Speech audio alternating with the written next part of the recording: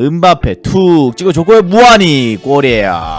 이게 프랑스입니다, 여러분. 야, 한 방이 들어왔는데 그 한 방을 놓치지 않는 프랑스.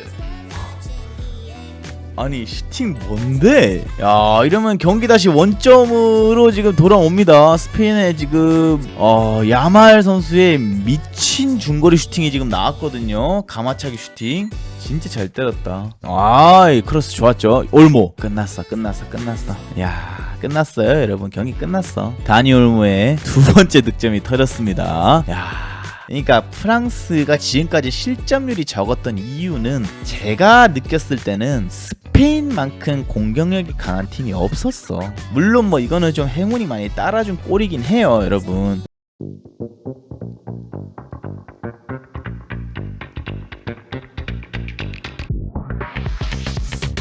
자, 이렇게 이제 스페인과 프랑스의 4강전 경기가 끝이 났습니다, 여러분. 그래서 오늘로써 이제 디디에 데샹의 프랑스는 4강전에 만족을 하고 탈락을 좀 받아들여야 되는 상황이고, 반대로 이번 대회 내내 막강한 화력을 보여주고 막강한 공격력을 보여줬던 스페인이 드디어 결승전 무대를 앞두고 있는 상황입니다. 그래서 오늘 경기 뭐 전체적으로 바라봤을 때 솔직히 저는 스페인이 이길 수 있는 자격이 충분히 있었다, 이렇게 좀 얘기를 하고 싶어요. 근데 초반에 이제 스페인 같은 경우에는 이른 시간에 좀 실점을 하게 되면서 이게 내가 예상했던 거랑 조금 다르게 경기가 좀 다르게 흘러가구나 라고 생각을 했는데, 프랑스가 자신들의 선제골을 넣고도 어쨌든 전반전에 2골을 추가적으로 내주면서 경기를 뒤집히게 되었고, 이러면서 이제 사실상 뭐 후반전까지 경기 운영이나 이런 면에서 스페인이 한 수 앞섰기 때문에 오늘 경기 승리를 좀 가져가지 않았나 라고 생각을 하고, 프랑스 입장에서는 선제골을 본인들이 넣었음에도 이 선제골을 지키지 못했던 것, 이런 것들이 좀 많이 아쉬웠고, 그리고 제가 전반전에 잠깐 말씀을 드렸죠.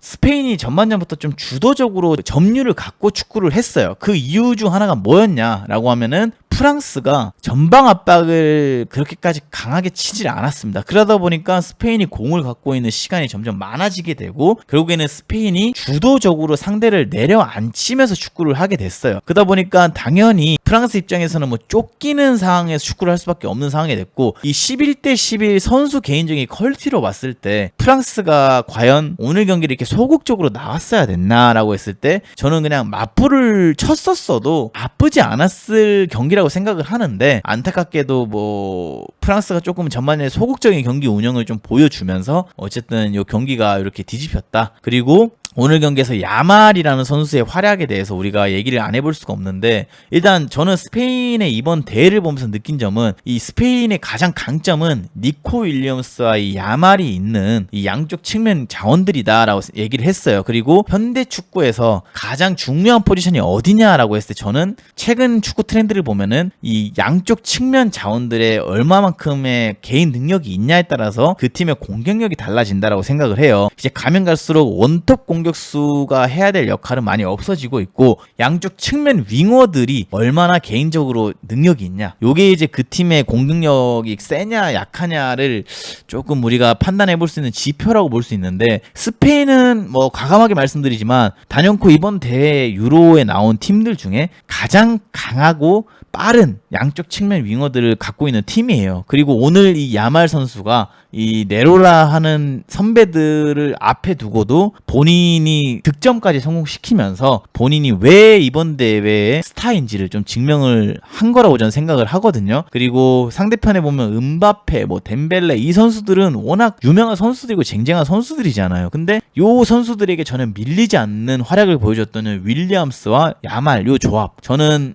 이번 대회 때 가장 저평가가 된 윙어 조합 중 하나가 아닐까, 이렇게 좀 생각을 하고, 그리고 미드필더 라인에 오늘 데니 올모, 이 선수도 원래 중간에 이제 페드리라는 선수한테 조금 주전 경쟁에서 밀리면서 교체 자원으로 나온 모습도 있었는데, 오늘 경기에서 이제 페드리가 다치면서 본인이 선발로 나왔고요. 본인이 이제 팀에 득점을 했을 때 중요한 또 슈팅을 보여준 걸 보면서 스페인이 누가 나가고 누가 들어오고를 떠나서 상당히 멤버 자체가 신구조화가 잘 이루어져 있구나. 그러니까 이 말이 뭐냐? 이 오늘 선발 라인을 보면은 나바스도 그렇고 라포르테도 그렇고 나초도 그렇고 요 세 선수들 모라타까지 요 네 명의 선수들 나이를 보시면 여러분 평균 나이대가 제 생각에 한 30대가 넘어가요. 상당히 나이가 많은 선수들입니다. 그리고 유럽 무대에서도 어느 정도 이제 막판을 향해서 달려가고 있는 선수들인데 이 11명의 스쿼드 중에 4명의 선수들을 30대 후반, 30대 중반, 뭐 40대, 나바스는 40대죠. 요 선수들을 적극적으로 이 감독이 기용하면서 젊은 선수들이랑 어우러지게 만든다는 거. 요게 어떻게 보면 스페인이 이번 대회를 잘 치르고 있는 가장 큰 무기 중 하나가 되지 않을까. 경험 있는 선수들이 위에서 끌어주고 어린 선수들이 넘치는 이 활동량과 에너지로 또 아래쪽에서 형들을 또 뒷받침해주고 이런 신구조화가 있었기 때문에 스페인이 이렇게 좀 강하지 않나라고 생각이 좀 들고, 반대로 프랑스 같은 경우에는 뭐 오늘 경기력이 나빴냐 했을 때 그건 또 아니에요. 경기력 자체는 전반적으로 나쁘진 않았지만 후반전에 이 본인들에게 왔던 정말 좋았던 찬스들을 계속해서 살리지 못하는 모습을 보면서 야, 프랑스가 이렇게 좋은 멤버를 갖고 스페인한테 질까라는 생각을 했는데 안타깝게도 이 득점 기회들을 놓치면서 패배를 하는 모습을 좀 볼 수가 있었고, 축구라는 게 뭐 단순하잖아요. 득점 찬스가 왔을 때 골을 못 넣으면 지는 거고, 오늘 은바페도 그렇고 덴벨레도 그렇고 여러 득점 찬스들이 있어서 본인들이 득점을 살리지 못하는 모습을 보면은 좀 많이 프랑스 입장에서는 아쉬운 경기가 됐구나라는 생각이 들어요. 그리고 은바페는 이번 연도에 레알 마드리드 이적을 했고 그 다음에 발롱도르 석권에 본인이 이제 좀 첫발을 내딛는 단계로 들어왔는데 이 대회에서 우승 트로피를 들어올리지 못하게 된다라고 하면은 본인 개인적인 이 트로피 수집에도 조금 어려움을 겪게 되는 해가 되지 않을까 이렇게 좀 생각을 하고, 그리고 프랑스의 스쿼드에 저 칭찬해주고 싶은 선수가 한 명 있는데 캉테라는 선수입니다. 여러분, 요 캉테가 나이가 진짜 이제 많이 들었고요. 우리가 옛날에 캉유미 부르던 때가 벌써 한 10년이 다 됐어요. 여러분, 레스터 시티 시절부터 보면은. 근데 지금 사우디 리그에서 뛰고 있는 요 캉테라는 선수를 이 데샹 감독이 적극적으로 선발을 했고 그 다음에 스쿼드에 또 적극적으로 넣으면서 기용을 하는 걸 보고, 그리고 오늘 경기력도 보면은 야, 나이가 있음에도 이 선수는 여전히 잘 해주고 있구나 라는 생각이 좀 들고, 그리고 캉테라는 선수를 우리가 좀 많이 유럽 축구에서 떠나게 되면서 잊혀진 선수라고 생각을 했는데 그래도 우리의 추억의 한 선수였죠. 우리의 추억의 한 선수가 아직도 건재하구나. 물론 뭐 지루도 있고 여러 선수들이 있지만 저는 요 캉테